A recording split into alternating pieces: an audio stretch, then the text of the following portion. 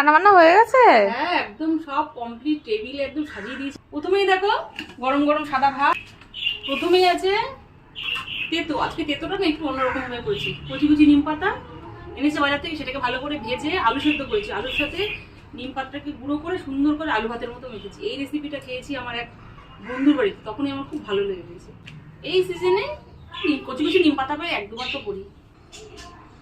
আর করেছি মানকুচু দিয়ে আলু দিয়ে একটা নিরামিষ ধনেপাতা দিয়ে একটা তরকারি। সাথে কালকে একটু মাছের ঝাল আছে, সাথে আছে পমফ্রেটের ঝোল। বিগ সাইজের পমফ্রেট এনেছিল, আলু দিয়ে একদম ঝোল করেছি। সাইজটা দেখেছো? একদম পাতে পড়লে একদম মন খুশ, দিল খুশ, পেট খুশ, সব শেষে একটা ডিমের অমলেট। তুমি তো পমফ্রেট মাছ খাও না, তোমার জন্য একটা ডিমের অমলেট। এই হলো আজকে দুর্দান্ত সব মেনুটা কেমন হচ্ছে তোমরা কিন্তু কমেন্ট করে অবশ্যই জানাবে। আজকের মতো এই পর্যন্ত, আবার দেখা হবে নতুন কোনো ভিডিওতে। ততক্ষণের জন্য